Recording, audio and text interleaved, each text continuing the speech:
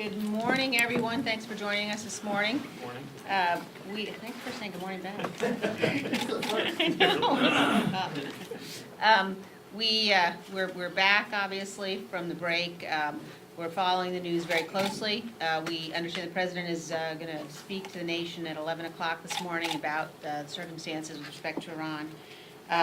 We are absolutely unified as a conference, unified behind the President, unified with respect to the importance, the significance, and the righteousness of the act the President took to eliminate Qasem Soleimani from the battlefield.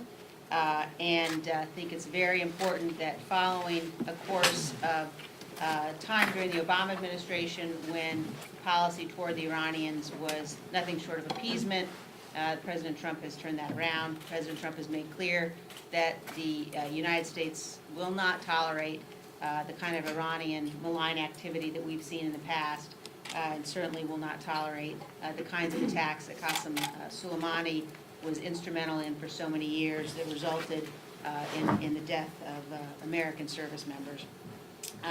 We also think it's very important for people to recognize at this moment the impetus on the part of some of our Democratic colleagues to blame the United States of America is unacceptable. We reject that. As Americans, we ought to be united. And in particular, the Speaker's assertion that somehow the activity that's going on in Iran is a result of action that the administration took requires a willingness to completely disregard the history of the last 40 years and the attacks that have been launched against the United States and our interests ever since the Iranian Revolution. So we look forward to the United States being unified behind the President. We look forward to the President's remarks, and we will continue certainly here as Republicans in the House to be unified as a body as well. We are joined this morning by two of our members who have direct personal experience, and I'd like to turn things over first to Dr. Brad Wenstrup to talk about the impact of Iranian activities throughout the region. Thank you. Let's make no mistake about this, what occurred in the last few days. This was a defensive strike against a terrorist that worked against Americans, that has American blood on his hands. When I served in Iraq, I had the unfortunate experience to zip body bags of Americans that have been killed, many at the hands of someone like Soleimani. We amputated limbs, we saw traumatic brain injury. I think General Milley said it very well when he said that we would be culpably negligent if we did not act when we had the opportunity. You know, today we have some that seemingly are more aligned with Iranian General Soleimani than with American General Milley. And that's a shame. But you know, this administration, this President, this Secretary of State, this Secretary of Defense, this Chairman of the Joint Chiefs of Staff have said there'll be no more Benghazis, there'll be no more hostage-taking of our diplomats in our embassies, and there'll be no more taking of American lives. And if there is, we will react. Just recently, we had one of our UAVs taken down by Iranians. We have had the attack in Kirkuk where an American was killed, and we've had the attack on our embassy. Today, thrown on the ash heap of history, is General Soleimani a terrorist, along with al-Baghdadi, along with Osama bin Laden. And to those Americans killed and maimed, and to your families, you're not forgotten, because some justice has been served. And to those who play politics with this defensive action of Americans and American interests, and to those who say that this is an overreaction, it's an insult to the American lives lost. It's an insult to those that have been maimed and permanently damaged, and it trivializes the American lives that have been spared by this action to take out a terrorist that was ready and willing and prepared to act to kill more Americans. Thank you very much. Thank you, Dr. Wenstrup. And now I'd like to turn things over to our colleague, the gentleman from Texas, Mr. Crenshaw. Thank you. I deployed to Iraq twice, to Afghanistan once, and after getting blown up, I deployed back to the Middle East and Bahrain. I have seen the Iranian threat network and studied it closely. I've seen what their export of weapons does to our soldiers in Iraq. Over 600 killed by IEDs, specialized IEDs that were exported there from the Iranians. The Iranians are experts at surrogate warfare. They create sleeper cells in Bahrain, right next to our Navy base. They stoke civil war in Yemen, in Iraq, and in Syria.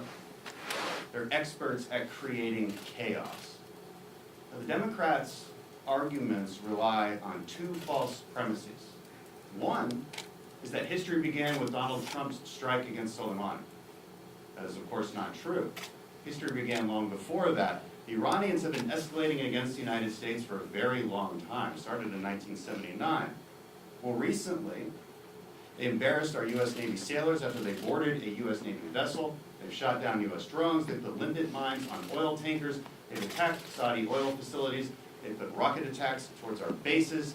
And they orchestrated an attack against the U.S. Embassy.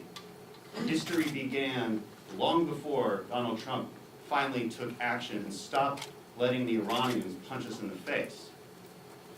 The second false premise is that there is this false choice between doing nothing and all-out war. The president is not taking us to all-out war. There is a lot in between, and we have to be more honest about that fact. We have to set a red line and say that as the United States of America, we will not be punished indefinitely. We have to take action. We had to respond, and the president did just that. And it's time to be unified behind our president instead of casting partisan stones. Thank you. I want to thank Dan Crenshaw and Brad Wenstrup for their service to our country, things they did to help defend our freedoms, and to all of the men and women who are defending our freedoms today, and especially for those who died or were severely injured because of brutal terrorists like Soleimani. I want to thank them for their service.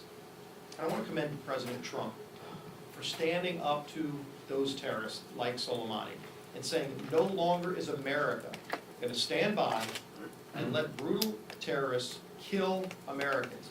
Not only killing Americans in the past, but plotting to kill more Americans. Everybody knows his history.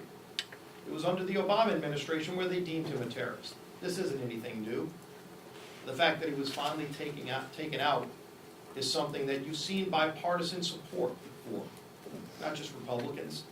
Go look at the comments of President Obama's Homeland Security Secretary Jay Johnson, or Susan Rice, or so many others who recognize what Soleimani represented and that this action is long overdue. And just like when we were in the majority, when President Obama took out Osama bin Laden, we supported that action.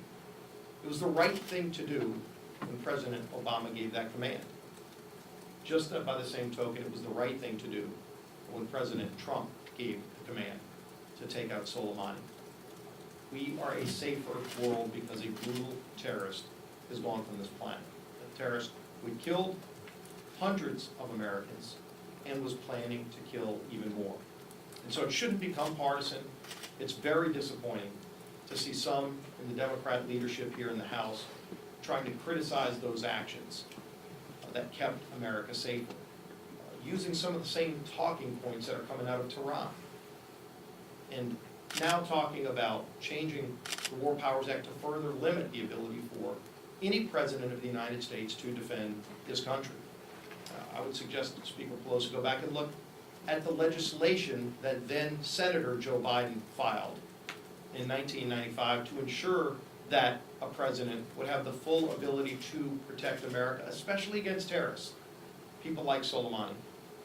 And maybe he's changing his tune because he's a candidate for president now, but he should go read the legislation he filed back in the 1990s when he was a United States Senator.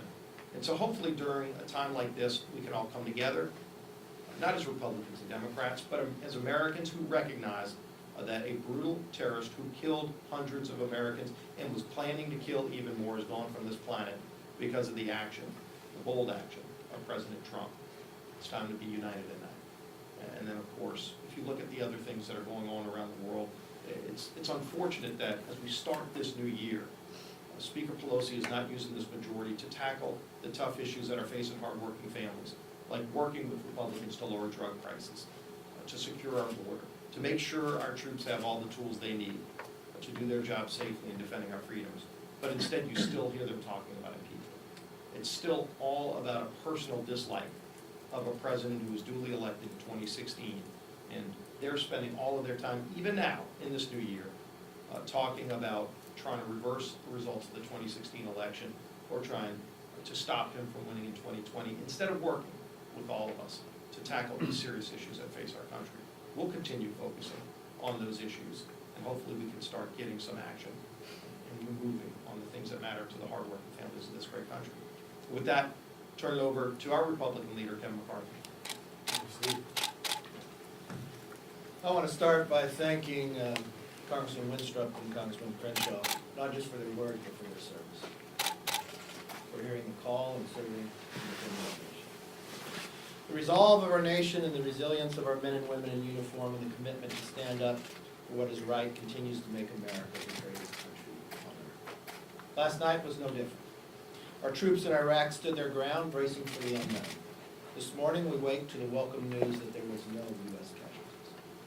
The President will address the nation shortly this morning, but over the last week, we continue to see under this administration the strength of our foreign policy has made us safer, stronger, and more respected around the world. It's very clear that the President had to take action. For more than 40 years of what Iran has been doing to America, but more importantly, just in a short time frame, from shooting down the drone, from attacking tankers, from killing a U.S. citizen, to attacking our embassy. The President made it very clear, if you kill an American, we would respond directly, and we would, with a safer form. I think all of Congress should speak with one voice in moments like this, to send a very clear message around the world, that we defend Americans, here and abroad. I hope the actions taken by the majority this week, that they rethink what they want to move on this floor, and that we stand together in a time of need right now. Yes, sir. What more do you want to hear from the President himself in the next hour, or from members of his administration when they brief Congress about the strategy for what comes next? And what, in your view, is the role of Congress in overseeing or authorizing potential further military action in Iraq, or maybe even in Iran? If it's in Iraq, the President already has all authority to act. The President didn't need an AUMF to act on this. This is more than Article 2, and he's very clear in his actions. I think all of America has to understand, too, there was a moment in time when the U.S. drone was shot down. Many of us thought action should be taken at that moment. I thought the President was correct when he pulled back. He wanted to give pause. He wanted to de-escalate the situation. It was Iran who chose to do different. What did they do since? They killed a U.S. citizen, and they attacked our embassy. The President has all authority to defend this, and he used that right to do it. Today, we'll have a full briefing. We had a Gang of 8 meeting yesterday. I hope all members will put their politics aside and walk into that room as an American and listen to the information. I think we should put aside impeachment and have an intel committee that works on intel instead of trying to change it to impeachment, especially what has been happening for the last 6 months. This hasn't just taken place within the last week. Iran has been trying to push us for quite some time in a more aggressive manner than they have for quite a while. Democrats will differentiate the taking out of bin Laden or even al-Awlaki to this particular situation with Soleimani, saying that Soleimani was, even though he was a terrorist, but he was also a state head over in Iran. What are your thoughts on that as far as essentially differentiating between these circumstances as far as? More than 600 servicemen were murdered by Soleimani. I don't think there's any difference of opinion. I think the Democrats are wrong if they're even trying to raise that issue. And I hope when they go into the briefing, for those who may be new, listen and be educated. I hope they listened to what was planned in the future. I hope they paid attention to what happened the last month. Maybe they were too focused on impeachment to see what was happening, what Iran was doing to America throughout the world. Maybe they should pay more attention to what happened when the billions of dollars from the last administration was sent to them and where the money was spent. Was some of that money spent and used in military weapons to come directly back at our men and women in uniform?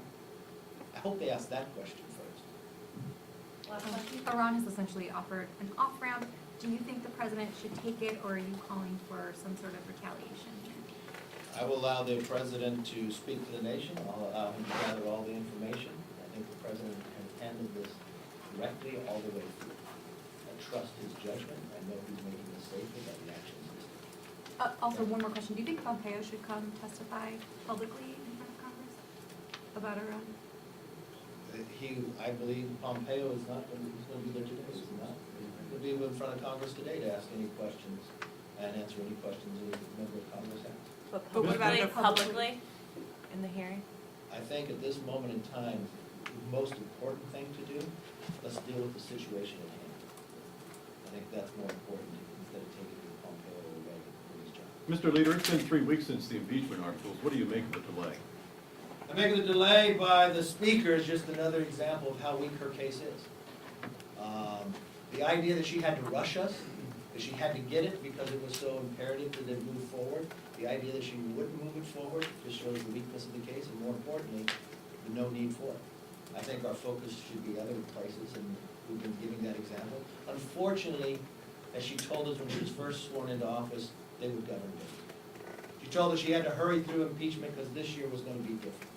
It continues to show the only agenda they have is impeachment, and America needs something